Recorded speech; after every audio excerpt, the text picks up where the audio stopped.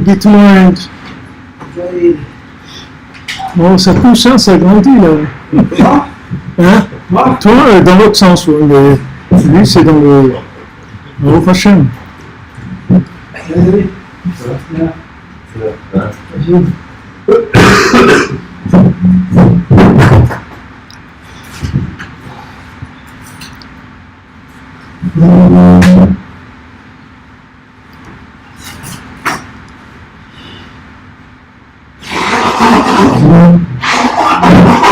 Tu peux les faire là?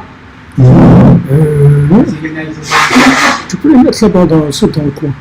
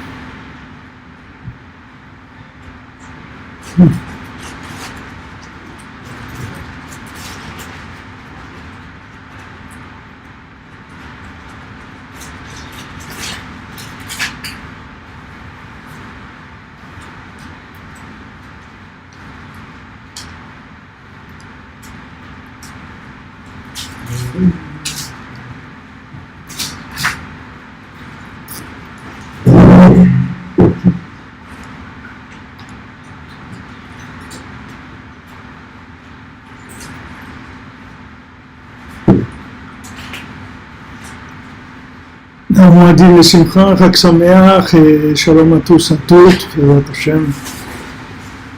J'espère que tout s'est bien passé pour vous, que il y a de la joie.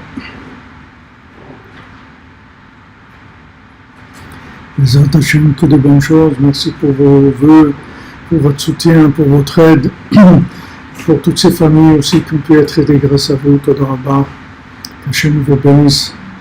Que le mérite de Tzadik qui soit avec vous pour vous aider à la délivrance totale. Un grand Mazal Tov à notre ami Michael Lalou de Tel Aviv pour la naissance de sa petite fille vendredi. On se souhaite un grand Mazal Tov à toute la famille. Elle est arrivée la veille de Pessah, Baruch Hashem, magnifique. Ils ont passé le Seder à l'hôpital. Alors on est arrivé on va continuer dans le Pessah à la Chabav. Je ne sais pas où ils sont les soirées, mais ils ont rangé, ils ont enlevé d'ici. Je ne sais pas où ils ont mis. Je vais demander après.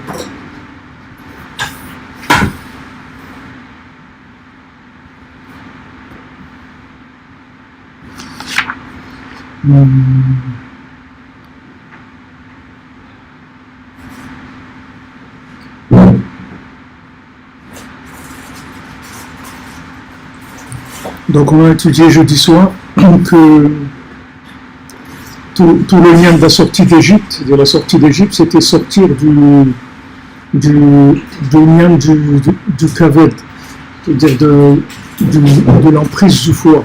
C'est-à-dire le travail était lourd. Ça veut dire que l'esclavage il venait du fait il y avait l'emprise de Esav. C'est-à-dire Esav, c'est ce que Rabbi Nathan nous a appris que Esav, c'est l'ange de Mitzrayim. C'est-à-dire que Mitzrayim elle est dirigée par Esav, en fait. Et que Esav sont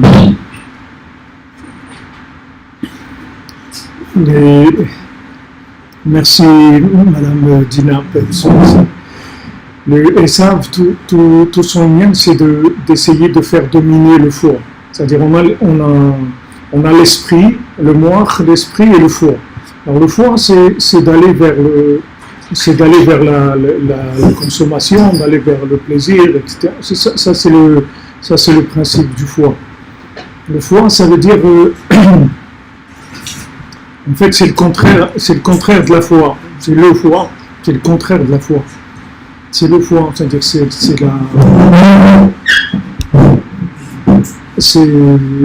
comme on dit, on ne vit qu'une fois. Okay? On ne vit qu'une fois, ça veut dire il faut profiter de tout ce qu'on peut prendre dans ce monde parce qu'on vit qu'une fois. Et l'esprit, c'est le contraire. C'est qu'on croit dans l'éternité de l'individu. Et donc, on va s'investir dans ce monde que dans ce qui est branché sur l'autre. Sinon, ça ne nous intéresse pas. Prends un café, ce qui fait frais. Ok, sinon, ça ne nous intéresse pas. Si la chose n'a pas un avenir éternel, donc ça ne nous intéresse pas. Ça, c'est l'esprit. Donc maintenant, le foie, ça entraîne l'esclavage. Ça entraîne l'esclavage. Et si vous voyez Mamash, la première fois que j'étais aux États-Unis, pas aux États-Unis, mais à Toronto, c'est au Canada, mais c'est très américain, c'est très proche des États-Unis. J'ai été choqué de voir le concept de l'emploi, c'est-à-dire aux États-Unis, c'est-à-dire les employés, c'est vraiment des esclaves. C'est-à-dire ils sont vraiment considérés. Il n'y a pas du tout la considération de l'employé avec de la dignité et tout. Si quelqu'un est employé, c'est que c'est un esclave, c'est tout. Il y a les patrons et il y a les esclaves, c'est tout. C'est une mentalité très choquante par rapport à l'employé. Mais parce que le principe de Esav, c'est comme ça. C'est-à-dire que le principe du foie, c'est qu'il alourdit complètement En fait, qu'est-ce qu'il fait? Il te pousse à la consommation, mais en fait, c'est pour te rendre esclave. Parce qu'une fois qu'il t'a poussé à la consommation, il t'a rendu lourd. Quand il t'a rendu lourd, et après, tu n'as plus du tout d'esprit pour... même si tu as une super affaire qui se présente, ou tu as une possibilité de sortir de ta condition de smicard dans la difficulté, etc., tu ne vas même pas le voir. Parce que tu es dans l'esprit comme ça, de kvedut, de lourdeur. Alors, en hébreu, tu as le mot kaved qui est le foie, et kaved qui est la lourdeur, et tu as un lien de kavod, que le lien de kavod, c'est-à-dire le lien de l'honneur, c'est le kaved avec le vav. C'est-à-dire, quand maintenant tu trouves le vav c'est le principe de Yosef, c'est-à-dire le principe de rajouter, c'est-à-dire d'aller plus loin, d'avancer, c'est-à-dire de se connecter à... Le mot vav, ça veut dire un crochet en hébreu. Vavé à Amudim, dans le Mishkan, les crochets qu'il y avait sur les piliers. Mais le vav, c'est un crochet.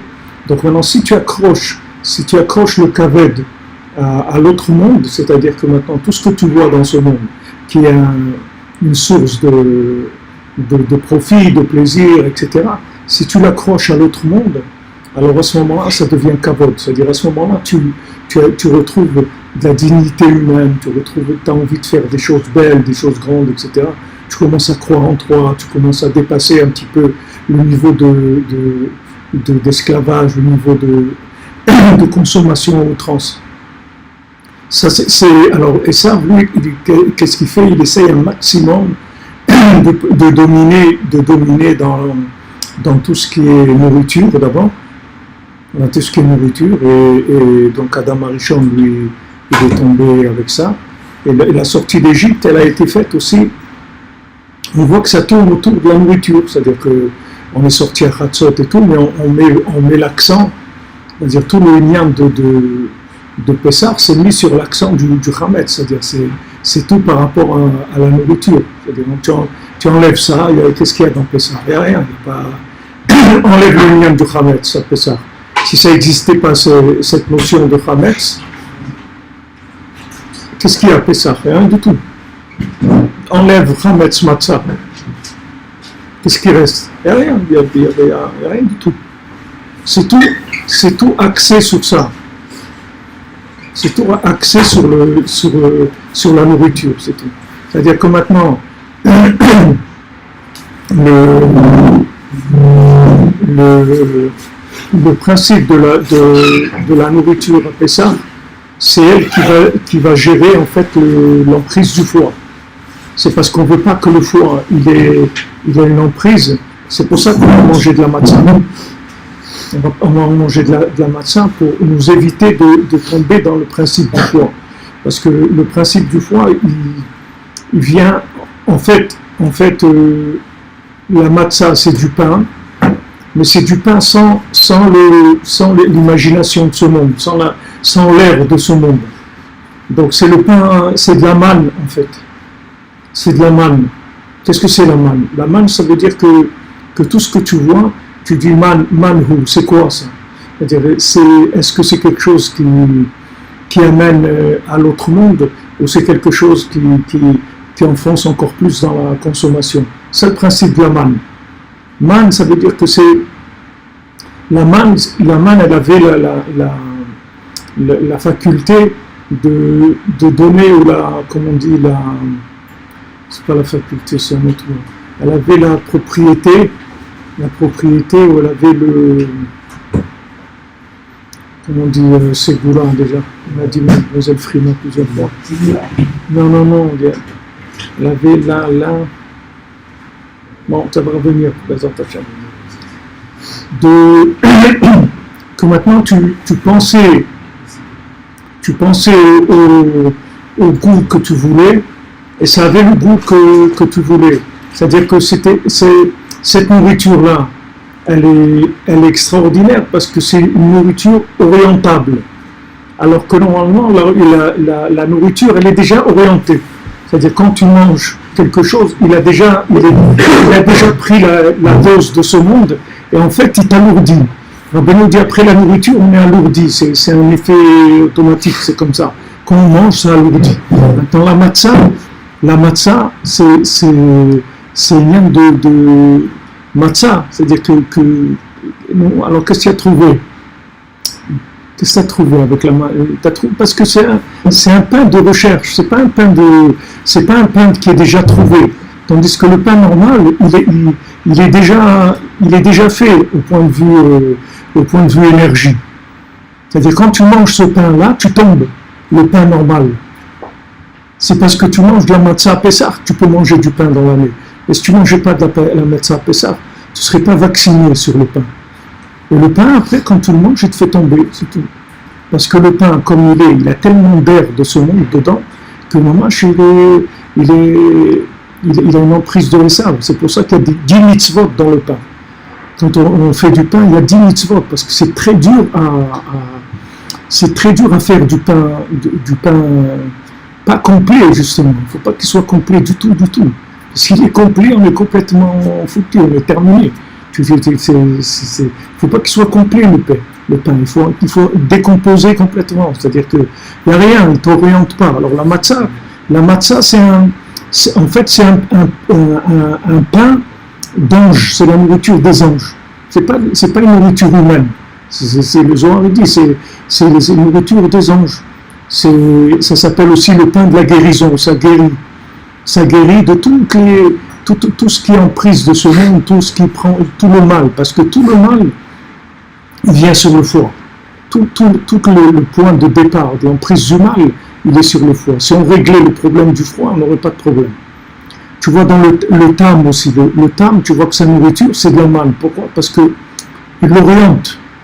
Il l'oriente comme il veut. Lui, il a le basique, il a sa tranche de pain et de l'eau. Ça, c'est à l'apparence basique de ce monde. Mais lui, après, il décide ce qu'il veut. Ah, il veut manger ça, alors ça a le goût de ça. Il veut manger ça, ça a le goût de ça. Maintenant, c'est pas qu'il a une combine pour avoir de la nourriture de raffinée à moindre coût. C'est pas ça son lien. C'est qu'il a une nourriture orientable. Et ça, c'est quelque chose d'extraordinaire, parce que normalement, la nourriture, elle t'oriente. Et tu verras que tous les cultes, les trucs, tous les gens qui veulent s'élever, les premières choses qui commencent, c'est attaquer la nourriture. Il tu vas pas trouver des gens dans le yoga ou dans les cultes hindous, dans les trucs qui attaquent le manger. La bouffe, la grande bouffe, tu vas trouver en France la grande bouffe, mais en Inde, tu vas pas trouver ça. Parce que les gens, ils savent que c'est là que ça se passe. Seulement, eux, ils n'ont pas la matzah. Donc, du moment où tu n'as pas la matzah, la seule chose que tu peux faire, c'est, comme on a dit, c'est te disputer avec les sables. Tu dis, écoute, moi je te connais pas, tu me laisses tranquille, on n'est pas copains du tout, je sais pas qui tu es, moi ton truc c'est pas le mien, tu m'oublies, laisse-moi tranquille.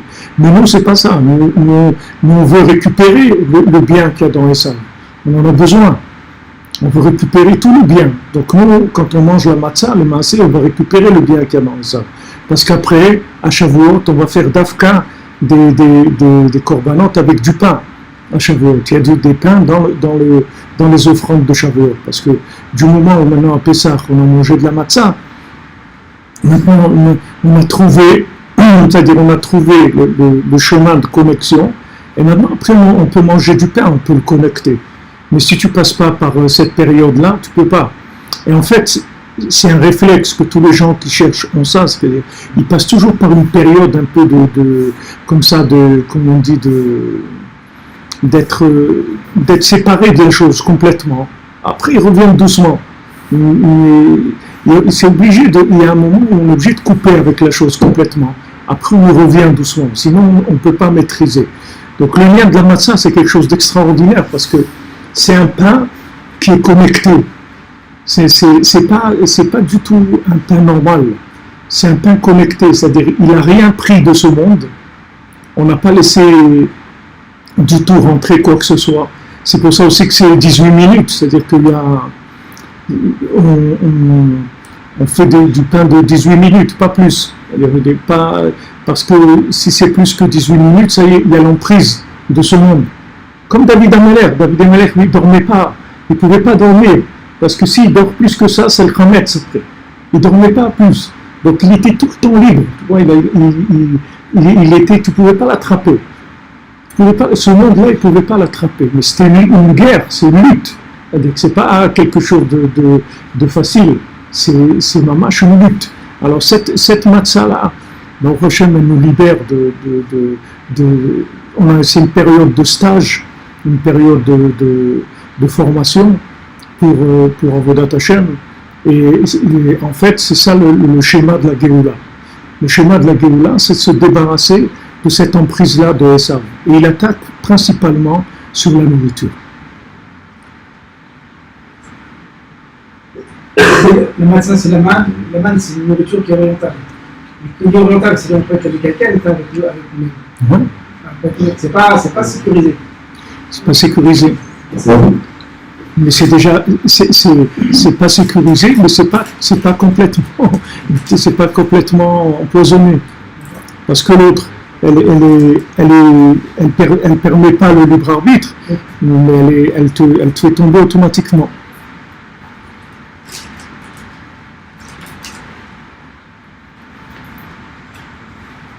La pita. Ouais. Le son est trouble, vous dites. Vous n'entendez pas bien. Est-ce que le son est trop fort ou bien c'est juste qu'il est trouble?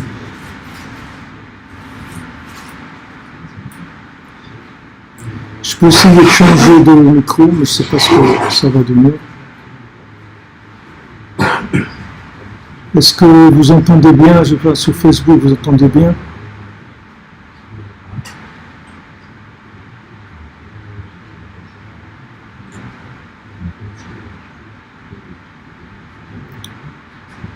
Dites-moi si je continue. Le micro est trop fort. Voilà, c'est ce que. Merci. Merci, M. Barbier, pour votre. On va baisser un petit peu le niveau du micro. Vous me dites, Marco.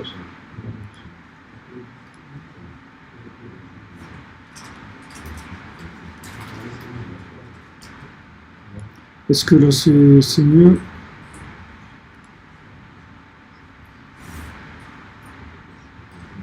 Voilà, dites-moi si c'est bon.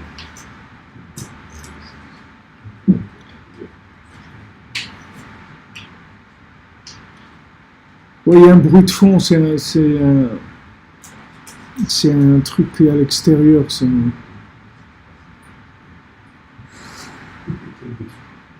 Il y a un bruit de fond, ouais.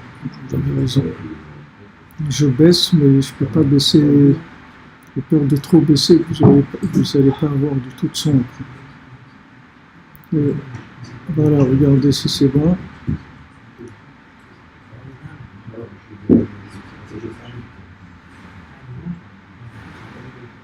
C'est pas mal. Bon, sinon on va employer les grands moyens.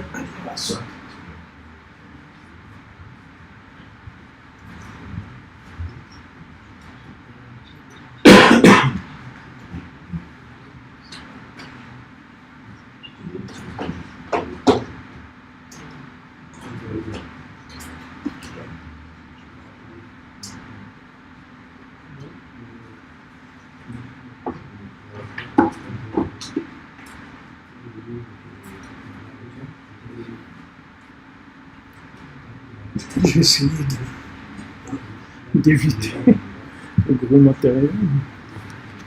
On va y aller quand même.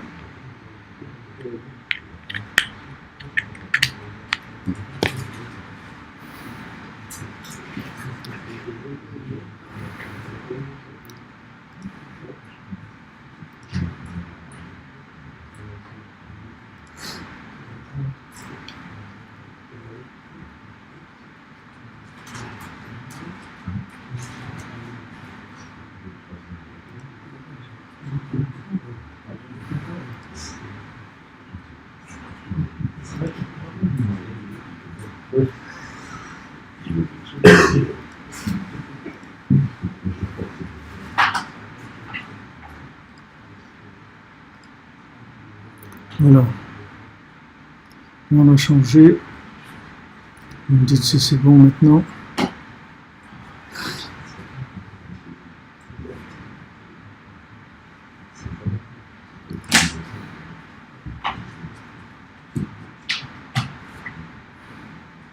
C'est bon là, on y va.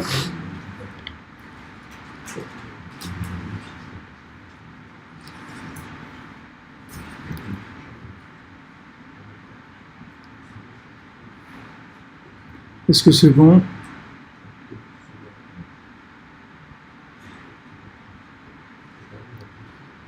Impeccable.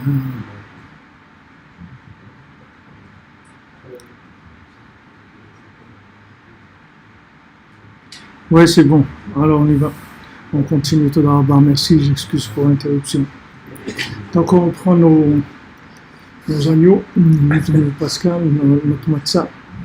Donc le principe de la matzah, c'est ça. C'est-à-dire que maintenant tu vas passer un stage pendant une semaine. Tu vas manger de la matzah.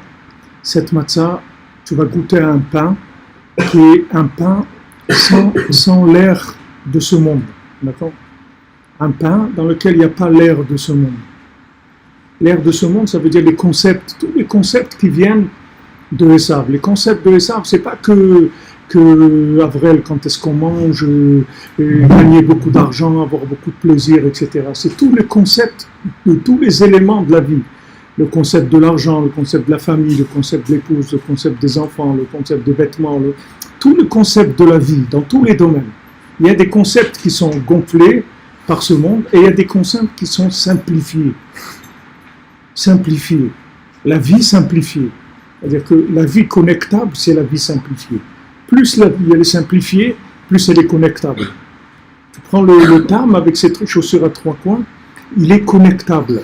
Maintenant, tu le vois, c'est un idiot, parce qu'il n'est pas connecté. Donc tu as l'impression que c'est un idiot. Mais lui, l'idiot que tu vois là, il va devenir empereur de tout le pays. Il va diriger le pays entier. Le roi, il va lui donner les clés du royaume. À ce taré-là que tu vois, que dans ce monde-là, il n'arrive même pas à faire une chaussure comme il faut. Ce bonhomme-là, il va diriger le pays. Pourquoi? Parce que sa simplicité, c'est la simplicité à laquelle il est arrivé, c'est elle qui va lui donner l'accès aux choses les plus grandes qu'il y a. Et son copain, que lui, il est gonflé au maximum avec l'air de ce monde, parce que lui, il apprend à être philosophe, médecin, orfèvre, couturier, tout ça, tu vois, qui fait que se détruire. Plus il se gonfle avec l'air de ce monde, et plus il se détruit, jusqu'à ce qu'il en arrive à être complètement pris par le Koach HaMedameh, par les Shindalet, c'est-à-dire il vit avec des démons. Et toute la journée il est en train de crier, je souffre, j'ai des problèmes terribles et tout. Et quand le Tam il arrive avec le Baal Shem, il arrive avec le Tzaddik, il lui montre qu'il n'y a rien, qu'il n'y a jamais eu de sable mouvant, il n'y a jamais eu de trucs, il n'y a rien. C'est-à-dire tout ce qu'il croit, qu'il fait souffrir et tout, ça n'existe même pas. C'est tout le produit de son imagination.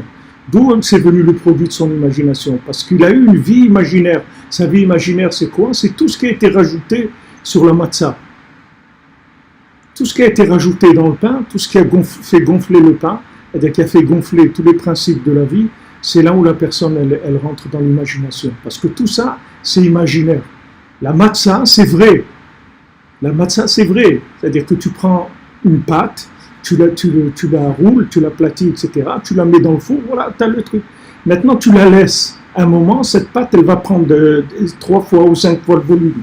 Mais d'où ça sort? C'était pas là avant.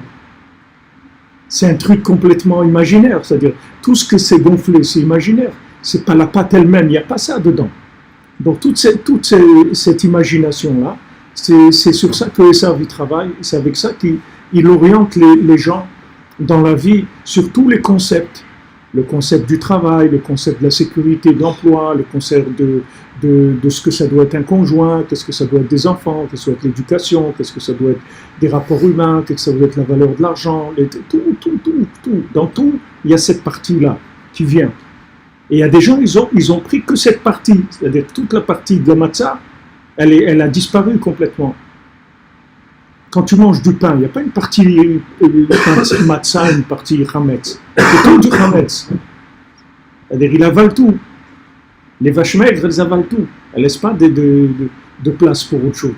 Qu'est-ce que tu veux dire? Tu ne te rappelles plus? Ça va. C'est un matzah qu'il a pris. Donc, maintenant, le lien de la matzah, c'est pour nous imprégner le nefesh, l'âme de cette façon de voir les choses. Et ça, c'est pas quelque chose que tu peux expliquer à quelqu'un, il faut le vivre de l'intérieur. Il faut que de l'intérieur, tu prennes une dose que tu vives quelques jours en étant séparé de cette chose qui fait gonfler. Donc, comme je vous disais tout à l'heure, tout Pessah, c'est que sur ça. C'est le lien du Hametz et de la Matzah. Et il y a même une marloquette dans la halakha. Est-ce qu'il y a une mitzvah tassé midoraita de manger la Matzah, le kazaït de Matzah le premier soir dans le Seder? Il y en a qui disent, pendant tout Pessah, tu n'as pas besoin de manger de la Matzah. C'est-à-dire, il n'y a pas une niade de manger de la matzah. Et il y en a qui disent non, qu'il y a une mitzvah, à chaque fois que tu manges de la matzah à Pessah, c'est une mitzvah de manger la matzah. Donc si tu veux, il y en a qui pensent qu'avec le kazaït de matzah que tu apprends, ou les kazetines, parce qu'il y en a plusieurs de matzah que tu as pris le premier soir, bon, le Minatora, il n'y en a qu'un seul, ce kazaït de matzah que tu as pris le premier soir, il suffit. Après, si tu veux, tu peux jeûner, c'est-à-dire au point de vue pain, tu peux jeûner pendant tous les autres jours. Et il y en a qui disent non, à chaque jour, chaque fois que tu peux faire un repas avec de la matzah, pendant tous les jours de Pessah, c'est une mitzvah. Parce que tu imprègnes ton nefesh de ces concepts-là. Ce concept-là, c'est la simplification des choses. C'est tout. C'est le même corps que le premier soir. Le premier soir, quand on mange ça peut pas avoir le même corps que le premier soir, sinon il n'y aurait pas de marloquette. Ça serait midoraita, minatora, donc ça n'a pas le même. Mais ça a sa force, puisque tu es dans des jours de Chag, et il y en a qui pensent que tu fais une mitzvah. À chaque fois que tu manges, c'est une mitzvah. Ça veut dire que tu crées, pas dans peut-être au point de vue intensité, c'est moins intense que si tu veux, le kazaï du premier soir, il n'est pas dilué, c'est très très fort. Et après, mais tous les jours, ça sa dose. Mais si tu manges après Pessah, c'est fini. C'est-à-dire, c'est pas la matzah, c'est pas parce que tu manges toute la matzah toute l'année que tu vas devenir un tzaddik. Il y a une période de formation, après il faut passer au boulot. Parce que le boulot, c'est quand même de récupérer les billes de ce qu'il y a dans les sables. C'est pas de vivre, complètement séparé. C'est-à-dire, après on rentre dans l'épreuve, on rentre dans le travail. Alors ça, c'est un concept de vie. C'est-à-dire, comment arriver à simplifier. Et quand tu vois, quand tu rentres un petit peu en profondeur, tu vas voir en fait que tous les problèmes que tu as, ils sont que dans le domaine du développement, de la complication. Mais la chose simple, elle n'a aucun problème. Elle est parfaite. Elle est parfaite. Quand un enfant est né, il est parfait. Il y a quelqu'un que quand il reçoit son premier enfant, ou son deuxième ou son troisième, il y a quelqu'un qui a des trucs à lui reprocher, ou c'est parfait. Okay? Quand tu te maries, c'est parfait. La choupa, c'est parfait. Tout, c'est parfait. Qu'est-ce qui rend les choses compliquées? C'est le développement, c'est tout. C'est tout le chametz. C'est ça qui rend la chose compliquée. Mais si tu restes dans la première partie, tu verras que tu n'auras jamais de problème. Tous les problèmes, ils sont sur cette partie qui a été rajoutée. Alors, cette partie qui est rajoutée, il faut la gérer. Tu es obligé de la gérer, c'est-à-dire que tu ne peux pas l'enlever. Tu ne vas pas rester toute ta vie dans la choupa. Tu es obligé de vivre. Un bébé, ok, il a un jour, une semaine, un mois, après ça y est, il va grandir et il va commencer à être ce qu'il est. Maintenant, tu dois retourner tout le temps au départ. Et ça va loin. Il y a un Rav, Hachem Mishpor, il avait perdu un fils à lui, je ne sais pas quel âge il avait. Et à l'enterrement, il attendait comme ça, les gens ils attendaient. Il n'enterrait pas, il y avait le corps qui était là, ils avaient fait le trou et tout, ils attendaient une demi-heure, une heure, tout. Et après il a fait signe de maintenant. Alors ils lui ont dit pourquoi tellement d'attente et tout. Alors il a dit tant que je ne suis pas arrivé au moment de la joie que j'ai eue quand il est né, je ne suis pas arrivé à la même joie que ça, je ne voulais pas l'enterrer. C'est-à-dire que je ne voulais pas me séparer de lui dans la partie du Hametz. Je voulais me séparer de lui dans la partie de la matzah, pas dans la partie du chametz. Parce que toute la peine que j'ai, c'est la peine de la partie du développement. Mais sur la partie basique, il n'y a pas de peine. Parce que l'enfant, il est toujours vivant. C'est-à-dire sa vie, elle est éternelle. Il n'y a pas de problème. C'est juste le changement de condition. Il est maintenant dans ce monde, maintenant il est passé dans un autre monde. C'est le changement, mais dans l'essentiel, il n'y a rien, il n'y a pas de destruction, il n'y a rien de mal qui s'est passé. Donc cette prise de conscience-là, il voulait arriver à la joie qu'il a eue le jour où il est né, parce que ça, c'est quelque chose d'éternel. Ça ne va jamais partir. C'est ça qui est vrai. Tout le reste, après, on a rajouté. Ajouter des trucs, des vêtements, et l'école, et le manger, et des bisous, et des traits, et tout ce que tu veux. On a rajouté plein de choses dans le développement. Mais le problème, c'est que des fois, on s'est attaché au développement, et on a oublié la base. On a oublié la base. Comme on a étudié avant tous les liens de Ahava Shebedat, c'est-à-dire on a oublié ce côté absolu qu'il y a dans la chose, simple. Tu vois que notre rapport avec Hachem, il est simple. On dit, regarde Hachem, nous on est tes enfants, c'est toi qui nous as créés, c'est tout. Ok, on a fait ce qu'on a fait et tout, mais revenons à l'essentiel. L'essentiel, c'est quoi? C'est que toi, tu nous as créés, on est tes enfants. On essaye de faire ce qu'on peut de bien. Voilà, c'est tout. Le reste, c'est pas la peine d'aller trop dans la complication. Afin de trop compliquer la chose. On revient toujours vers ces choses basiques, là. Alors dans le mariage, dans l'éducation, dans la parnassa, dans tout, dans la avodat Hashem, dans tout, il faut revenir à la simplicité. Qu'est-ce qui est simple et qu'est-ce qu'on a rajouté?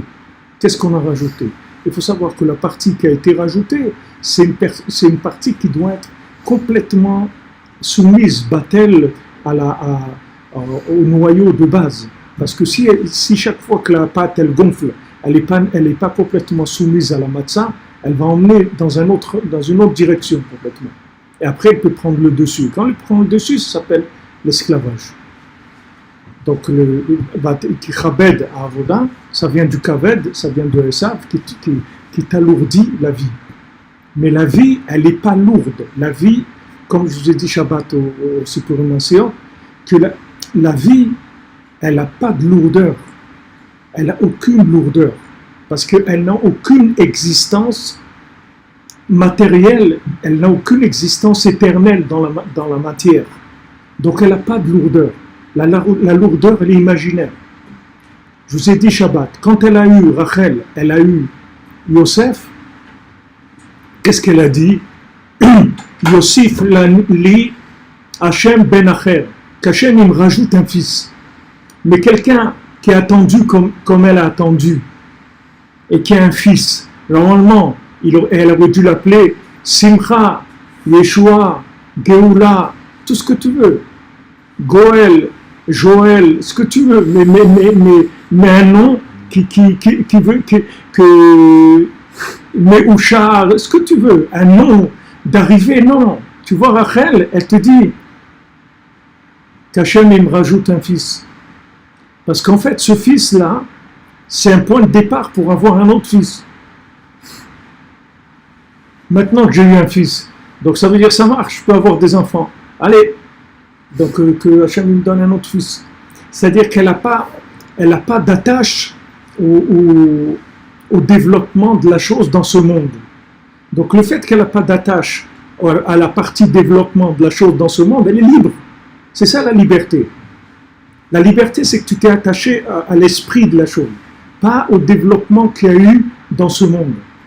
Il y a un esprit, tu as rencontré ton épouse, tu t'es marié, ça c'est l'esprit de la chose. Après le mariage, ça commence tu as une semaine de Shiva Brachot, et après ça commence à gonfler. Après les meubles ils sont comme ça, après les beaux-parents, après les enfants, après les écoles, après les vêtements, après la cache-route, après les trucs, après ci, après ça. Et voilà, tu rajoutes. Dans ce que tu vas rajouter, c'est là où il y a les problèmes. Mais si tu simplifies, tu viens à la case départ, il n'y a aucun problème là-bas. Mais tu ne peux pas rester à la case départ tout le temps, tu es obligé d'avancer. Alors dans ce que tu avances, il faut tout le temps que tu dises Yosef li Hachem ben Acher. C'est-à-dire que maintenant on avance. On ne reste pas là. Réussite ou échec, bonheur ou problème, je ne reste pas. C'est tout. Je ne reste pas. Et tu vois ça moi, ça me marquait beaucoup quand j'étais jeune, ces choses-là. Et moi, je croyais que tout le monde ressentait ça. Mais après, quand j'ai grandi, je voyais que c'était pas... Quand j'essayais de parler avec tu vois, dans des films, des fois, il y a des gens qui ont fait des choses extraordinaires, tu vois. Par exemple, ils ont aidé une famille, ils l'ont délivré, ils les ont installés, trucs et tout. Alors, après, tout le monde pense que maintenant cette personne-là, elle va rester avec eux. En général, c'est le personnage principal du film et tout. Il va rester avec eux. Et tu vois qu'une fois qu'ils sont installés et tout ça, il s'en va. Il dit adieu et tout le monde pleure et tout. C'est dur et tout, mais il part. Parce qu'il ne peut pas rester. Parce que sa vie, c'est de créer des situations comme ça. Et une fois qu'elles ont réussi, il s'en va. Parce qu'il sait que s'il reste avec eux, il va commencer à prendre. Et s'il prend, il est mort. Parce que toute sa vie, c'est ça, c'est de construire. Et dès que la chose elle est arrivée à être construite, il la laisse, il s'en va. Il passe à autre chose. C'est tout. Alors quand tu vois ces scènes-là, moi quand j'étais enfant, adolescent, et tout, je voyais ça. C'est très fort comme notion. Tu vois. Ça me marquait énormément. J'essayais de parler avec...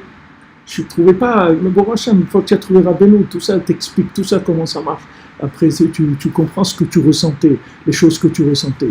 En fait, l'idéal, c'est de construire un bonheur, de construire quelque chose de bien. Mais il ne prend pas, tu vois. Il ne prend rien.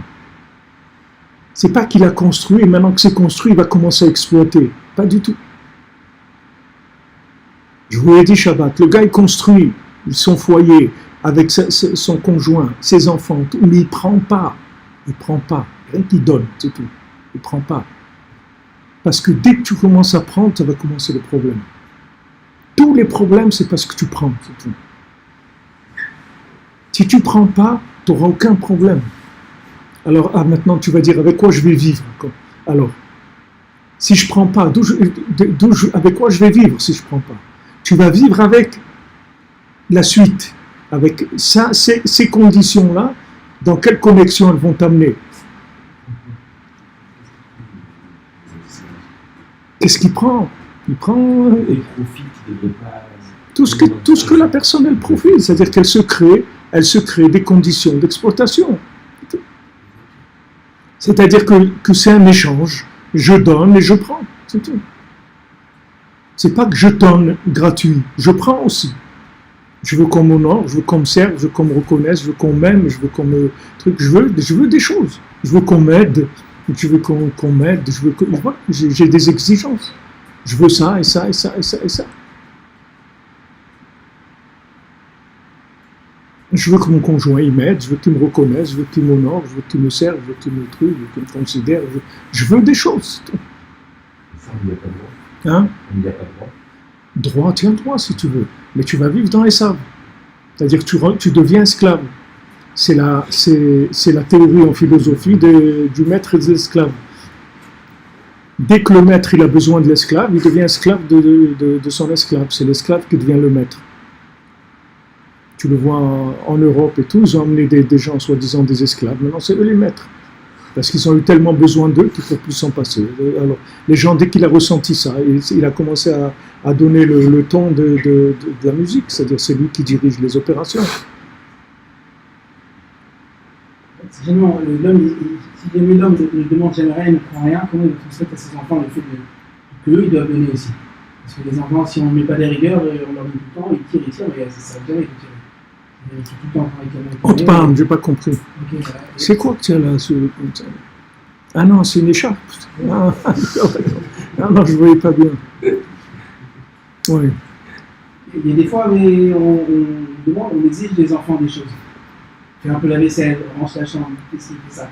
Quelque part, ça peut être, s'ils ne le font pas, au final, c'est peut-être moi qui vais le faire. Moi, je ne vais pas le faire, mais je leur demande de le faire.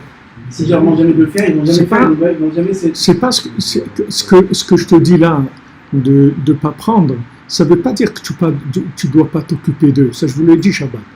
Au contraire, c'est de cette façon-là que tu vas mieux les éduquer. Tu comprends?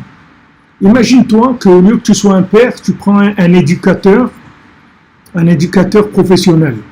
C'est-à-dire un éducateur qui connaît toutes les règles de psychologie de l'enfant, comment lui parler, etc. Tu prends un éducateur professionnel. Lui, il n'a aucun intérêt, c'est-à-dire là-dedans. Disons qu'il fait ça par idéal. Bon, s'il est payé, mais il n'y a pas de rapport avec ce qu'il est en train de faire. Tu vas voir qu'il va réussir à éduquer l'enfant, mais c'est pas son père. C'est pas son père. Toi, là-dessus, tu dois rajouter l'amour. C'est tout ce que tu rajoutes. Mais si maintenant tu veux prendre de lui quelque chose, je ne dis pas de ne pas faire ton travail. Au contraire, c'est là où tu vas être le meilleur mari et le meilleur père de famille. C'est quand tu vas regarder l'intérêt de l'autre, pas toi. Tu vas regarder l'intérêt de l'autre. Qu'est-ce que l'autre il aime, c'est tout. Qu'est-ce que l'autre, quel est son intérêt, qu'est-ce qui va le faire grandir, qu'est-ce qu'il va faire. Et toi, tu sors, c'est-à-dire, tu ne regardes pas ton intérêt à toi. Des fois, c'est commun. Hein? Le fait qu'il range sa chambre, c'est bien, c'est conçu, mais moi, ça m'arrange parce que je ne vais pas le faire. T'es prêt à le faire. Mais c'est pas pour ça. Tu lui dis pas de faire sa chambre parce que tu as besoin qu'il fasse sa chambre. Tu lui dis de faire sa chambre parce que il faut que tu dois le faire grandir, c'est tout. C'est pas, c'est comme si tu arroses une plante, c'est technique, c'est tout. Si tu ne le fais pas, on s'énerve pas. Mais c'est là où tout le truc ici il est basé sur ça. C'est le cavet, c'est les nerfs. Il le dit ici, c'est les nerfs. Dès qu'il y a les nerfs c'est uniquement que tu n'as pas encaissé les dividendes. Les bénéfices, tu n'as pas eu les bénéfices. C'est-à-dire, tu as investi, tu t'es fait avoir. Tu comprends? Tu as investi, tu t'es fait avoir. Et ça arrive des fois avec la femme beaucoup. C'est-à-dire, tu lui offres plein de choses et tout, elle a envie de quelque chose, tu lui offres, elle a envie d'un nouveau frigidaire, tu lui offres un truc, un voyage, et tu as été chez ses parents, elle voulait tout, c'est-à-dire tu as donné plein de choses, et après tu te prends un retour, tu vois, de manivelle, mais alors un truc incroyable, tu dis, mais c'est quoi ce truc-là? Oh là là là là, c'est quoi ce truc-là? C'est quoi? C'était pas ici. Ou alors c'est l'épreuve. C'est l'épreuve pour les Kabbana.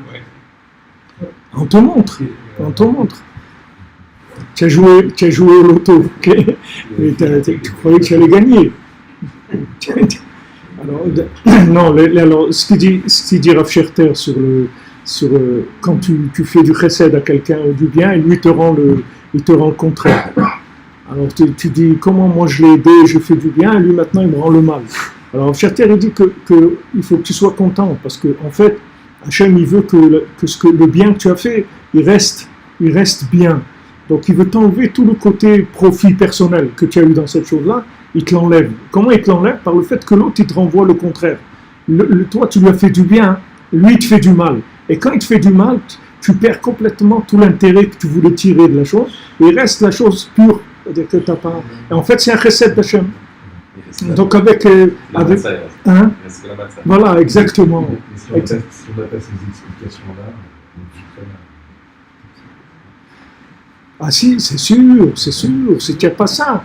Mais si tu as pas... Regarde Yosef, tout ça c'est basé sur Yosef. Yosef, il a que de l'injustice, de la haine des frères qui veulent le tuer. Ses parents ne le comprennent pas du tout. Il a des rêves qu'il n'arrive pas du tout à traduire en réalité. Il n'arrive pas à leur dire du tout qu'est-ce que ça veut dire ces rêves-là, jusqu'à qu'ils vont vivre dans leur sang, c'est-à-dire dans la souffrance, ils vont comprendre ces rêves. Jacob aussi. La vie de Jacob, c'est le modèle de la vie de Dieu, il est détesté par son frère, on lui fait du mal. Ouais, c'est vrai. Mais Jacob, il n'est pas arrivé au niveau de Yosef. Yosef, il était plus grand que Jacob. C'est-à-dire que... Il n'était pas satisfait, parce qu'il n'a pas accepté. C'est pour ça qu'il n'était pas venu. Non, il est pas chouette. La Torah qu'il avait, Jacob, c'est pas la Torah de Sipurei Maasiot. C'est la Torah, même s'il connaissait la Torah et le secret de la Torah et tout, mais il n'était pas dans la notion de Sipurei Maasiot. Il n'était pas dans cette notion. Alors que Yosef, il avait Sipurei Maasiot. Donc, comme je vous ai dit plusieurs fois, Yaakov, il ne pouvait pas être enterré en Égypte. Il a dit, vous me sortez d'ici, je ne peux pas rester dans le domaine de Esav. Tandis que Yosef, il a dit, je reste là. Non, moi je reste, mais c'est moi qui vais vous faire sortir. Et je vais faire sortir tout le bien qu'il y a ici. Tandis que Yaakov, quand il est arrivé à un moment, le mal, il dit, ok, tu me laisses là-bas, moi je m'en vais. C'est tout, moi je ne peux pas rester là. Tandis que Yosef, il n'a pas peur. Parce que Yosef, il a Beruram Damé, c'est-à-dire il domine complètement l'imagination de ce monde. Quand il voit un individu, il voit que le bien, tout le reste il ne voit pas. Donc tu ne peux pas l'impressionner en faisant en étant violent, en faisant des grimaces, en criant, en frappant, en criant. Ça ne lui fait rien du tout, parce qu'il ne voit pas ça. Lui, il voit que le bien qu'il y a dans la personne. Donc il n'est pas impressionné par le côté extérieur. Mais il y a des maasim, ici il y a des maasim. Il m'a raconté à Cher qu'il y a quelqu'un ici à Yerushalayim, il a une absence à Tochim, il donne à manger à des gens tous les Shabbats. Et une fois il a donné, bon, imagine-toi les gens qui viennent là-bas, c'est pas des Rothschild, tu comprends, c'est des gens qui traînent, qui sont des fois un peu fatigués, etc. Alors ils lui sert à manger la daf là, Shabbat et tout. Il goûte, quelqu'un il goûte. Et ça ne lui plaît pas et tout, il prend toute la baffe, il renverse dessus sur le bonhomme qui lui offre le manger, quoi. Sur son habit de Shabbat et tout propre, etc.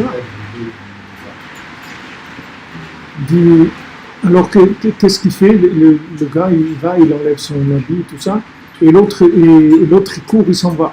Il s'en va, il sort alors le gars, il change sa veste. Et il sort, il court et il rattrape le bonhomme. Il lui dit non, mais j'ai d'autres choses à manger. Excuse-moi, viens, j'ai d'autres choses à manger. C'est Hacher, c'est arrivé à Hacher. Non, Hacher, c'est lui qui m'a raconté cette histoire. Il connaissait une personne qui était là-bas. Le fils, il a vu ça. Il dit mais comment tu fais pour faire ça? Comment? Il lui a dit quand on aime, il n'y a pas questions. C'est-à-dire, le gars, il ne regarde pas maintenant les réactions. Tu le vois par exemple dans un enfant. Quand tu dois donner à manger à un enfant, maintenant l'enfant il jette le manger, mais elle ne regarde pas ça. Maintenant, imagine-toi un adulte qui te fait ça, mais tu vas le frapper si un adulte qui te fait ça. Mais pourquoi tu le frappes? Quelle différence il y a entre un bébé qui te renverse la soupe et les trucs et que c'est un adulte qui t'a renversé la soupe? Quelle différence il y a? La seule différence qu'il y a, c'est le Hametz. C'est parce que c'est gonflé, c'est tout. Avant, il était petit format, maintenant les grues, il est devenu grand format, c'est tout. S'il était petit format, ça aurait été pareil. C'est ça la difficulté dans beaucoup de ces 2 dernières semaines, ça connaît beaucoup cette notion-là, c'est à quoi s'accrocher quand on est dans la situation. Parce que quand on est dans la situation, on réagit avec les nerfs. On ne réagit pas avec ce qu'on peut se dire avant de dormir, quand même. Bien sûr. Quand on fait des doutes, bien sûr. On a ce recul. Comment on peut s'accrocher à ce recul? C'est-à-dire qu'il y a deux. C'est un travail. C'est un travail en amont, en aval, avant, après. Il y a un travail à faire. C'est-à-dire que si tu sais ça déjà, et que tu commences à prier sur ça, et si tu te lèves à Hatzot, tu entends le Kinor de David, toutes ces choses-là, ce sont des choses qui vont t'aider à t'accrocher à l'essentiel. Tu ne vas plus regarder le Hametz. Tu vas t'accrocher à la matzah, tu vas t'accrocher à l'essentiel dans ta vie. Et tu ne vas pas du tout... En fait, il faut enlever les nerfs complètement. Ce que je vous ai dit, il faut enlever les nerfs. Enlever les nerfs, c'est-à-dire, tu vois Rabbeinu, même quelqu'un qui venait, il lui crachait dessus, il insultait, Rabbeinu ne ressentait rien. C'est pas qu'il ne faisait pas quelque chose, c'est qu'il ne ressentait rien. Ça ne lui faisait rien du tout. Parce qu'il avait complètement enlevé le foie, le côté du foie. Donc s'il y a de l'esprit, on prend. S'il n'y a pas d'esprit, il n'y a rien, c'est tout. Mais des nerfs, il n'y a pas. Parce que les nerfs, c'est vraiment... Ça n'a rien à faire, c'est-à-dire ça n'amène rien du tout. C'est que de la destruction, c'est tout. C'est un travail, c'est-à-dire c'est un travail que tu fais. C'est-à-dire, quand tu fais des doutes, quand tu fais Hatzot, quand tu fais Tchouno Klali, quand tu vas au mikvé, tout ce que tu fais, c'est manger la matzah, de faire attention de manger au Hametz. Ça aussi, c'est tout ce qu'on fait pour éviter le Hametz. Tous les chérim pendant Pessah, de faire attention, de ne pas manger des trucs qui sont un peu comme ça ou comme ça. Parce que tu sais que ça peut te coûter cher. Parce que c'est un machéou, c'est pas tu dis kazaït, c'est machéou. Si tu te rentres, tu es parti pour les nerfs, c'est fini. C'est-à-dire que tu t'es fait des nerfs. Normalement, si quelqu'un ne mange pas de Hametz à Pessah, il ne doit pas avoir des nerfs toute l'année. Jamais le foie il doit réagir. Il est complètement dominé, c'est fini. C'est-à-dire qu'il va utiliser le foie au niveau fonctionnement. Tu vois, quand tu règles le chauffage ou le truc, entretenir température ambiante, c'est tout. Mais pas de nerfs. Tant que tu as des nerfs, ça veut dire que tu rentres sous l'égide de Esav. Et c'est très grave, hein, c'est pas... Rabbi Nathan, il remet même sur la Shoah et tout avec ça. C'est pas dans l'écoute à la faute. Que ça a amené des choses très très graves dans le monde, ce comportement-là de Esav. Quand on adhère à ce comportement de Esav. Il faut que tu vois l'image de Yosef. Yosef, il danse toute la journée, il est joyeux, c'est tout. Il comprend rien, c'est tout. Il comprend rien. C'est-à-dire, je sais que je comprends rien. Je comprends rien, c'est tout. Tu as une épouse, tu lui as offert tout ce qu'elle voulait, même plus que ce qu'elle voulait. Et tu mamaches tout ce que tu pouvais. Tu as choyé, tu as donné de l'affection, tu l'as fait avec de la joie, tu as passé des heures dans les commissions, tu as dépensé de l'argent, tu as passé des heures, tout, tu te prends un retour comme ça, tu comprends rien, c'est tout. Yosef, ses frères, ils veulent le tuer, mais c'est ses frères, ils veulent le tuer. C'est des tzadikim, et ils veulent le tuer, donc il ne comprend rien, c'est tout. Mais il ne reste pas dans la question. Tandis que l'Égypte, c'est Avoda Kasha, c'est-à-dire ils ont travaillé dur parce que Kasha, parce que Koukia, parce qu'il y a des questions. Tu comprends?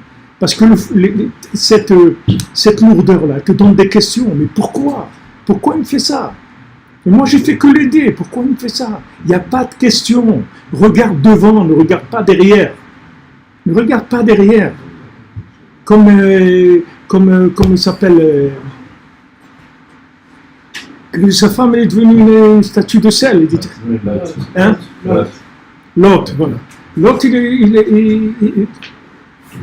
vois, l'autre, c'est aussi, l'autre aussi, il voulait beaucoup de choses. Rajoute. Hein? Voilà. Le garant, c'est la gorge, c'est là où Paro s'attrape dans le Dibour. Hachem lui dit, regarde, parce que l'autre, c'était pas un tzaddik du tout. C'est uniquement parce qu'il était avec Abraham Avinu qu'il avait tout ça. Mais si l'autre, il avait été le cousin de n'importe qui d'autre, il n'aurait rien eu dans sa vie. Donc, comme il était le neveu d'Abraham Avinu, il a été le sauvé, etc. Il a eu tous ces miracles parce que c'était Abraham Avinu, le Kesher avec Abraham Avinu. De lui, il va sortir Mashiach. De l'autre, uniquement parce qu'il était en Kesher avec Abraham Avinu, parce qu'il avait un lien avec... Mais l'autre lui-même, il n'avait aucun droit à ce qu'il avait. Donc, le droit, c'est quand tu as des questions. Quand tu poses des questions, ça veut dire que tu crois que tu as le droit. Parce que quelqu'un qui sait qu'il n'a pas le droit, il n'a pas de questions. Quand tu rentres dans je me souviens quand on était jeune, on rentrait dans des concerts, on n'avait pas de quoi payer. Alors il y avait des trous des fois dans les trucs et tout, on rentrait dans le concert. Alors maintenant, quand tu es là, tu es dans un endroit, tu as fait une demi-heure, tu es là, tu ne bouges pas, personne t'a sorti, tu n'as pas de questions sur le siège où tu es, parce que tu sais que tu n'as pas le droit d'être là. Donc n'importe comment que tu es, même si c'est un bout de fer qui te fait mal au pied, là, tu dis rien, tu ne bouges pas, tu n'as pas de questions. Mais c'est quoi ça, mais les trucs et tout. Tu vas commencer à poser des questions, mais si tu poses des questions, on vient tout de suite, on te dit, monsieur, votre ticket, vous vérifiez votre place. C'est-à-dire, tu n'as pas de questions. Tout le lien de la matzah, c'est il n'y a pas de questions. Sinon, tu ne sors pas. C'est-à-dire, ceux qui voulaient faire du pain, ils ne sortent pas du jus. Il n'y a que ceux qui étaient capables d'aplatir tout. Il n'y a pas de questions, c'est tout. Je regarde en avant. Je ne regarde pas tout ce qu'il y a. Les conditions qui m'ont amené là, elles n'ont aucune importance. Ce qui m'a amené à ma réussite, Yosef il dit, c'est pas vous, c'est Hachem. Maintenant Hachem, il a utilisé votre haine, votre truc et tout. Ça c'est votre problème, réglez-le avec lui. Moi, j'ai rien à voir avec ça. Moi, je sais que ce que vous m'avez fait, ça m'a amené là où je suis. C'est tout ce que je sais. Donc, ne croyez pas que je vous en veux ou quoi que ce soit. Pour moi, vous n'existez pas. Vous êtes juste des relais dans la chose. Et je vais vous donner, c'est-à-dire vous existez en tant que personne que je peux aider. Je vous aiderai tout ce que je peux vous aider. Comme on l'a vu dans le Sipurim Maasiot. Pourquoi c'est pas le modèle, Yosef? C'est pas le modèle des Juifs, Yosef. Alors qu'il est c'est le modèle du tzaddik. Ouais, mais notre modèle, c'est plutôt David, c'est déjà... Même David, c'est un modèle, c'est des gens de grand niveau de perfection. Mais nous, tout ce qu'on peut avoir de ça, c'est un petit peu d'inspiration, tu comprends, un petit peu. C'est tout ça, ça nous évite de nous énerver une fois déjà par semaine, c'est déjà pas mal. On a déjà fait, on ne parle pas maintenant de devenir Yosef, Alvaï, Bezat Hashem. On peut arriver, tout le monde peut arriver. Mais on ne peut pas, c'est pas maintenant, Yosef, c'est un niveau très très élevé d'alliance, de Tikkun Abri, d'alliance avec Hashem, etc. C'est un niveau très élevé. Mais si tu veux, Rabbeinu, il veut t'amener, regarde en avant, c'est tout. Rabbeinu dit que quand maintenant tu te bats avec le Yetzirah, il dit c'est comme deux personnes qui sont sur le ring en train de se battre. Tu ne vas pas regarder les coups que tu prends. Toi, tu dois taper, c'est tout. Tu ne regardes pas, il m'a fait mal. Mais si tu commences avec ça, ça y est, tu as perdu tout de suite. Toi, tu ne regardes pas, il m'a fait mal, il m'a fait ci, il m'a fait ça. Tu ne regardes pas. Qu'est-ce que je peux faire maintenant? C'est tout. Qu'est-ce que je peux faire pour avancer? Et le reste, ça ne m'intéresse pas. Tout ce qui va me tirer vers le bas, tout ce qui va m'alourdir, parce qu'en fait, toutes ces situations-là, ce sont des situations qui vont t'alourdir. L'injustice, le sentiment d'injustice, le sentiment de manque de reconnaissance, tout ça, ça va t'alourdir énormément. Tu vas te sentir lourd. Et ça va t'empêcher d'avancer. Donc, tu as tout perdu. C'est-à-dire, tu as perdu le beurre et l'argent du beurre. Les deux, tu as perdu. C'est-à-dire, tu as perdu que la situation, tu n'es pas heureux, parce que tu es déçu de ce qu'il y a. Et cette déception, elle entraîne que le bonheur auquel tu devais arriver, qui était la lumière qui t'attend, ça aussi, tu l'as perdu. Donc, tu as perdu sur toute la ligne, tu comprends? C'est ce qu'on dit, que celui qui s'énerve, il est toref nafsho be'apo, c'est-à-dire, qu'est-ce que dit toref nafsho be'apo? C'est-à-dire, il est toref, il détruit son âme avec sa colère. Pourquoi il détruit son âme? Qu'est-ce qu'il y a qui détruit son âme? Pourquoi on dit qu'il détruit son âme?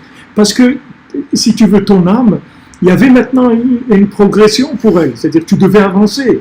Au lieu d'avancer maintenant, tu as reculé, tu as perdu d'abord même au niveau binaire, c'est-à-dire même au niveau rapport humain, tu as perdu parce que tu as joué un jeu. Tu joues à un jeu, alors que tu dois jouer comme avec un enfant. Tu t'arranges pour le faire gagner quand tu joues avec un enfant. Il y a des gens, des fois tu vois des adultes, même quand ils jouent avec des enfants, il faut qu'ils gagnent. Tu vois ça, c'est taré, tu dis, mais attends, il est en train de jouer avec un gosse. Le gosse, ça représente toute sa vie de gagner un jeu et tout. Non, même ça, l'adulte, tu vois tellement d'énerve que même un enfant, il ne peut pas le laisser gagner. Mais c'est quoi? Alors tu dois t'arranger pour le laisser gagner. C'est cruel, c'est un enfant devant toi. Maintenant, si tu considères ton épouse, tes enfants, les gens avec qui tu es en rapport comme ça, tu verras que tu vas les aider à gagner, c'est tout. Tu veux qu'ils gagnent, c'est tout. Toi, tu fais pas partie tu n'es pas dans la partie, tu cherches pas à gagner du tout. Parce que toi, tu t'occupes d'autre chose. Tu es occupé à autre chose. Mais si tu t'énerves, tu perds les deux. Tu perds la partie. Même si tu as gagné, tu as perdu quand même, puisqu'il y a des nerfs, donc tu as perdu. Tu sors avec un sentiment terrible et tu as perdu la lumière qui t'attendait. C'est pour ça que Rabbeinu dit que quand le Yetzer Hara, il voit que tu dois recevoir une somme d'argent, alors il t'amène des nerfs pour que tu perdes cet argent-là. Et avec ces nerfs, tu perds l'argent que tu devais recevoir. Parce qu'avec les nerfs, il va perdre le shefa qu'il doit recevoir. Dans cet argent-là, c'est pas de l'argent pour pouvoir acheter une Ferrari ou c'est pas de cet argent qu'on parle. On parle de l'argent qui connecte.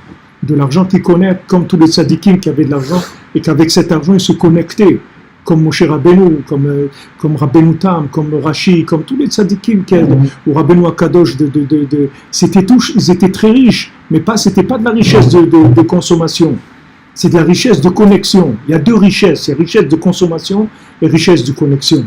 Rabbi Nathan il dit que tu vois des gens riches, il y a des gens, ils ont cette question, ils disent, mais pourtant on voit des gens, ils font pas la Torah, ils font pas du bien et tout, ils sont hyper riches et tout. Rabbi Nathan il dit, l'argent qu'ils ont, c'est de l'essence des nerfs du monde. Tu vois les nerfs, tous les nerfs qu'il y a dans le monde, tu les distilles, c'est ça leur argent. C'est que des nerfs, c'est mamage de l'essence de nerfs. C'est pour ça que tu vas voir qu'ils sont très très nerveux. Très très nerveux et très pointilleux sur des trucs et tout. Parce que tout leur argent, c'est des nerfs. C'est le contraire de l'argent. L'argent, c'est fait pour ouvrir l'esprit.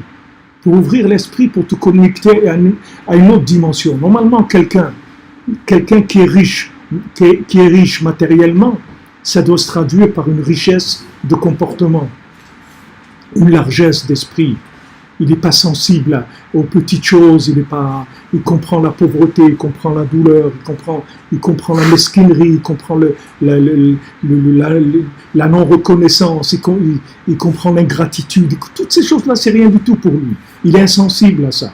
Parce que la richesse, ça lui a ouvert l'esprit. Mais si la richesse, elle t'a rendu pire qu'un pauvre, ce n'est pas de la richesse, c'est de la richesse de nerfs. Donc Rabbi Nathan, il explique ça. Que tous les gens qui ont une richesse qui n'est pas cachère, qui est une richesse qui n'est pas venue par les chemins de la bonté d'Hachem, cette richesse-là, elle les rentre encore plus dans les nerfs que ce qu'ils étaient avant. Ils deviennent encore plus nerveux, plus poreux, plus exigeants, plus trucs. Alors que les tzadikim, quand ils ont de l'argent, la seule chose qu'ils veulent, c'est améliorer la vie des gens, c'est tout, en amenant des enseignements. Ça ouvre l'esprit. Ça, c'est la richesse de Gdusha.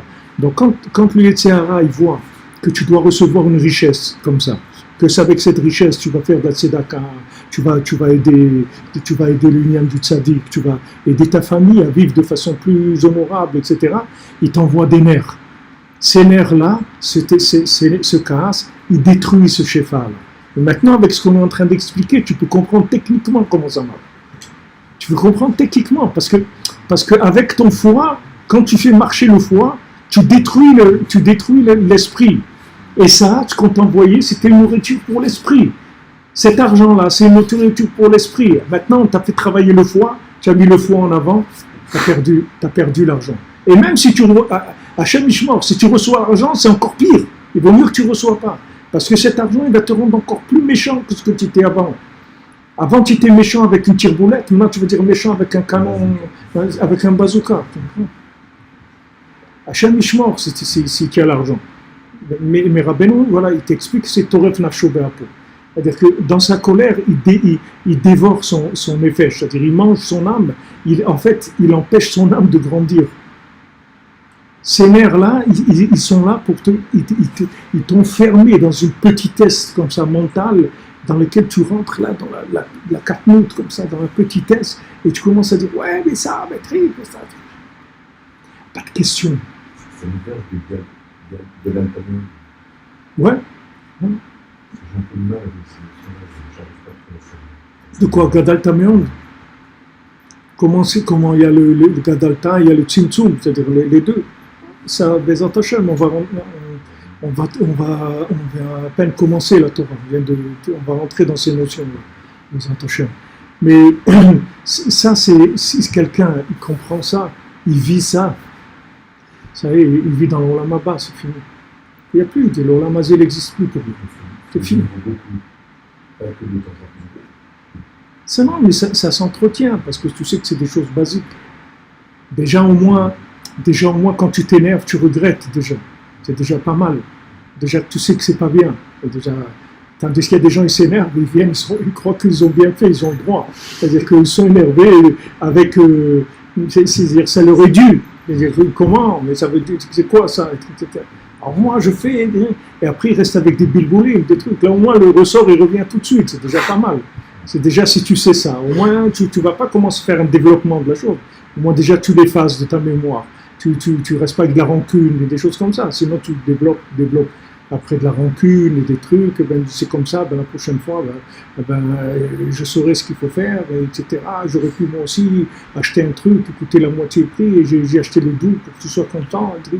Avec tout ce qu'il y a derrière, il y a toute une panoplie de trucs de rancune qui vient derrière ces choses-là et qui rend la vie terrible, amère. C'est vrai qu'on a l'habitude de fonctionner avec la logique. Et dès que les choses ne sont pas logiques, souvent c'est le comportement des femmes, souvent c'est pas logique, quoi. On n'arrive pas à comprendre comment ça peut venir c'est pas juste l'histoire, mais on n'arrive pas à comprendre quand ça revient normalement. Mais des fois c'est le contraire, des fois tu as investi et tu n'as pas investi, ça te vient des situations extraordinaires, très agréables et trucs, et tu n'as rien investi. Des fois tu as investi, tu as le contraire. Heureusement qu'il y a ça. Heureusement qu'on a le côté qui n'est pas logique, parce que sinon on serait perdu dans notre logique. Si ça marchait, notre logique, on serait complètement perdu. Non, on serait mamache, ça serait très grave. Ça nous emmènerait dans des choses terribles. Le principe, c'est qu'il n'y a pas de question. Je ne me pose pas de question. La question, elle-même, c'est un alourdissement. Pourquoi ma vie est comme ça? Pourquoi l'autre, il a ça, moi, j'ai pas? Pourquoi si... Il n'y a pas de question. C'est tout. La question, ça ne fait pas partie de la vie. La question, ça détruit la vie. Ça alourdit, ça fait marcher le foie. C'est quelque chose qui est horrible. Dans l'unité où j'étais, le Rav, il a dit c'est pas la peine de traduire pour la Gada. L'essentiel, c'est de poser des questions. Posez-vous des vraies questions. Nous, on ne pose pas de questions. Nous, on lit la Gada, on ne pose pas de questions. Nous, on ne traduit pas, on ne pose pas de questions. On rentre dedans, c'est tout. Il n'y a pas de questions. On rentre, on met le cœur et on fait à haute voix et Bessimcha et tous ensemble avec les enfants, doucement, lentement pour que tous puissent lire. Et il y a des moments de passage où on laisse les enfants chanter et tout. C'est tout. Il n'y a pas de questions, il n'y a pas de réponse, il n'y a rien du tout. Il n'y a pas d'explication, on ne donne aucune explication. D'ailleurs, dans les Sfarim de Kabbalah, c'est écrit comme ça. Il ne faut même pas parler, rien. Tu dis la Haggadah, tu ne parles pas. Rien du tout. Parce que chaque parole, elle va te déconnecter. Elle va te déconnecter. Et on comprend pourquoi par rapport à ce que nous sommes en train de dire. Qu'est-ce que tu vas ajouter sur la matzah? Tu vas venir mettre ton grain de sel dans la matzah. Tu manges la matzah, tu fermes ta bouche, c'est tout. D'accord, Gata les Bincha, c'est pas que c'est la Haggadah elle-même. Qu'est-ce qu'elle était? Mais pourquoi tes enfants ils vont à l'école, ils savent qu'est-ce que c'est les trucs. Ok, après t'as qu'à leur faire, avant t'as qu'à leur faire Le Shabbat Agadol, tu n'as qu'à leur expliquer la Haggadah. Après le Seder, tu peux expliquer pendant le repas, si tu veux. Tout ce que mais pendant qu'on dit la Haggadah jusqu'à Shulchan Aruch, on ne parle pas. On ne parle pas. Parce que ces paroles-là, c'est du Hametz par rapport à la Haggadah. Qu'est-ce que tu vas rajouter sur ça? Chaque mot qu'il y a là-bas, c'est des kavanot de folie. C'est des trucs très très élevés. Qu'est-ce qu'on est, nous? On vient, on rentre là-dedans, c'est tout. On beau Hachem, on dit les mots. Et c'est où? Pourquoi on met un habit de mort? Je vous ai dit, on met un habit blanc de mort. Parce que pour Dieu, voilà. Regarde, je suis comme un mort qu'on lui a dit, on lui a donné la possibilité de revenir pour faire le Seder. Merci, c'est tout. Merci mon Dieu. Vous avez des questions? Et peut-être il manque quelque chose? Non, mais vous êtes sûr? Oui, je suis sûr. Tout va bien. Et c'est bien, super, extraordinaire. Il ne manque rien. Très joyeux, merveilleux.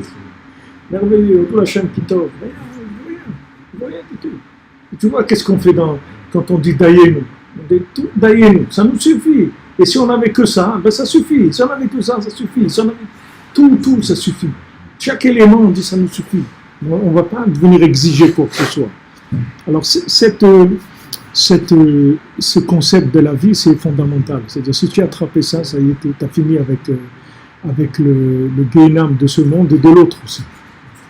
Comme il a dit, Rabbi Nathan, un de ses élèves, il lui a dit, si tu étais Bessimcha, tu ne verrais pas l'enfer. Tu n'aurais jamais vu l'enfer. Ces 2 dernières semaines, j'ai écouté plusieurs fois chaque cours parce qu'ils sont essentiels. Ouais, c'est des notions basiques. Dommage qu'on ne nous a pas appris ça quand on était petit. On aurait grandi avec peut-être... Non, ça aussi c'est Mina Shamayim, on ne peut pas refaire. Ça aussi Hachem il a voulu comme ça. Peut-être qu'on ne serait pas ici maintenant. Peut-être qu'on n'aurait pas été ici, on aurait été dans d'autres. C'est comme ça, c'est tout, il n'y a pas de regret. Tout ce qu'il y a, c'est tout ce qui vient. Baruch Hashem, merci mon Dieu, et d'être joyeux de ce qu'on a. Et surtout, regarder tout en avant. Comme a fait Rachel. Même une réussite comme Yosef. Yosef, il y a Hachem Ben Acher. Hachem nous ajoute un autre enfant. C'est ce que je demande. Un autre. Alors ça, c'est comme ça que Rabbeinu fonctionne. Il a fonctionné, c'est comme ça qu'il fonctionne aujourd'hui.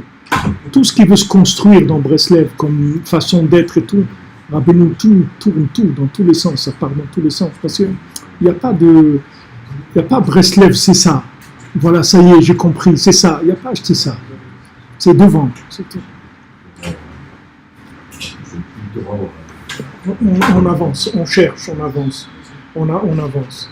Et surtout, on ne croit pas qu'on a compris, parce que tant qu'on sait qu'on n'a rien compris par rapport à Rabbeinu, alors on peut être béchalom, béhava entre nous, on est content d'être chez le tzaddik.